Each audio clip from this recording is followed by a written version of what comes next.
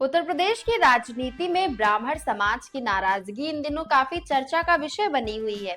पहले समाज के सुख दुख पर चर्चा के लिए एक साथ बैठे ब्राह्मण विधायकों को भाजपा संगठन ने नोटिस दिया। इसके बाद क्या हुआ? प्रयागराज के माघ मेले में शंकराचार्य स्वामी अभिमुक्तेश्वरानंद सरस्वती के शिष्यों की चोटी पकड़कर पिटाई की गई। इन दोनों घटनाओं से ब्राह्मण समाज को काफी आहत हुआ और वो काफी नाराज है। ये नाराजगी इसलिए भी खास है क्योंकि पिछले 5 चुनावों में ब्राह्मण समाज ने भाजपा को एकदम से समर्थन दिया है। अब ऐसे में सवाल ये उठता है कि अगर समाज की नाराजगी बनी रही तो भाजपा को इसका कितना नुकसान हो सकता है और 2027 में ब्राह्मण समाज किस ओर जाएगा? ब्राह्मण वोट उत्तर प्रदेश में हमेशा निर्णायक रहे हैं। प्रदेश में 9 से 11% आबादी ब्राह्मणों की है, लेकिन 75 जिलों में 31 जिलों में उनका प्रभाव काफी मजबूत माना जाता है। खासकर पूर्वांचल, मध्य यूपी और बुंदेलखंड में ब्राह्मण समाज जिस पार्टी के साथ जाता है उस पार्टी की सत्ता की राह आसान हो जाती है। ब्राह्मण मतदाता सामाजिक और आर्थिक रूप से सशक्त है, इसलिए उनकी राय और रुख अन्य जातियों को भी प्रभावित करता है। इतिहास की ओर देखें तो आजादी के बाद 1980 तक ब्राह्मण मुख्य रूप से कांग्रेस के साथ थे। गोविंद वल्लभ पंत, हेमवती नंदन बहुगुणा और नारायण दत्त तिवारी जैसे ब्राह्मण नेता यूपी के मुख्यमंत्री बने हैं। ब्राह्मण समाज कांग्रेस की अम्ब्रेला कोएलिशन की रीढ़ रहा, लेकिन राम मंदिर आंदोलन और मंडल कमीशन के कारण ब्राह्मणों का कांग्रेस से मोह भंग हो गया। 1990 में मंडल कमीशन और अयोध्या की घटनाओं के कारण ब्राह्मण भाजपा की ओर शिफ्ट हो गया। भाजपा ने राम मंदिर आंदोलन को तेज किया और ब्राह्मणों को अपने साथ जोड़ा। 1991 में भाजपा 221 सीटों के साथ यूपी की सत्ता में आई। 2007 में भाजपा ने ब्राह्मण समाज को अपनी ओर खींचने का प्रयास किया। सतीश मिश्रा को महासचिव बनाया गया और जिलों में ब्राह्मण सम्मेलन कराए। इससे भाजपा छोड़कर कई ब्राह्मण बसपा के साथ चले गए। बसपा ने अकेले 206 सीटें जीतकर पूर्ण बहुमत हासिल किया।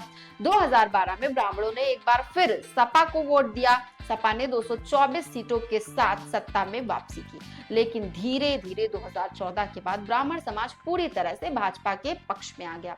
2014 के लोकसभा चुनाव में भाजपा ने 71 सीटें जीती। 2017, 2019, 2022, 2024 में सभी ब्राह्मण समाज भाजपा के साथ मजबूती से खड़ा रहा।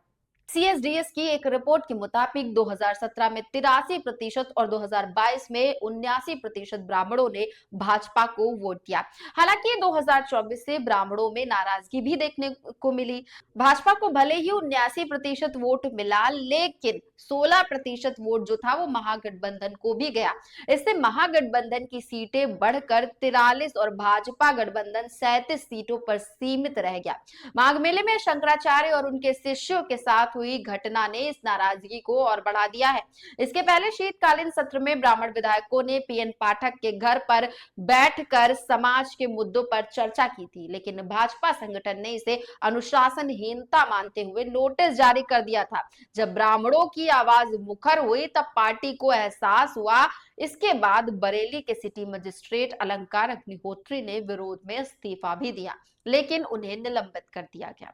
जबकि अयोध्या के GST deputy commissioner Prashant Kumar के मामले में कोई कार्रवाई नहीं हुई।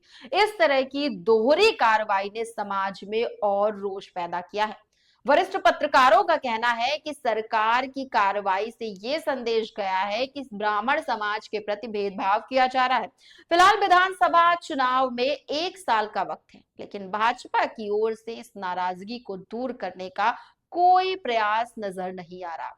भाजपा के ब्राह्मण नेता और विधायक भी इस पूरे मामले से दुखी हैं, लेकिन अनुशासनात्मक कार्रवाई के डर से खुलकर नहीं बोल पा रहे। वहीं राष्ट्रीय परशुराम परिषद के संस्थापक पंडित सुनील भराला ने सीएम योगी से मुलाकात कर समाज की भावनाओं से अवगत कराया। विशेषज्ञों का यह मानना है कि अगर ये नाराजगी बनी रही तो ब्राह्मण समाज 2027 में उस दल के साथ जाएगा जो भाजपा को मजबूत चुनौती देगा। 2024 में कुछ ब्राह्मण वोट महागठबंधन की ओर चले गए थे। कांग्रेस, सपा और बसपा सभी ब्राह्मणों को साधने की कोशिश कर रही है। हालांकि भाजपा प्रवक्ता राकेश त्रिपाठी का कहना है कि पार्टी सर्व समाज को साथ लेकर आगे बढ़ रही है और नाराजगी का नैरेटिव सिर्फ विपक्ष द्वारा बनाया जा रहा है। यानी अगले चुनाव में ब्राह्मण समाज की भूमिका निर्णायक साबित हो सकती है और भाजपा को इसे लेकर सतर्क रहना होगा।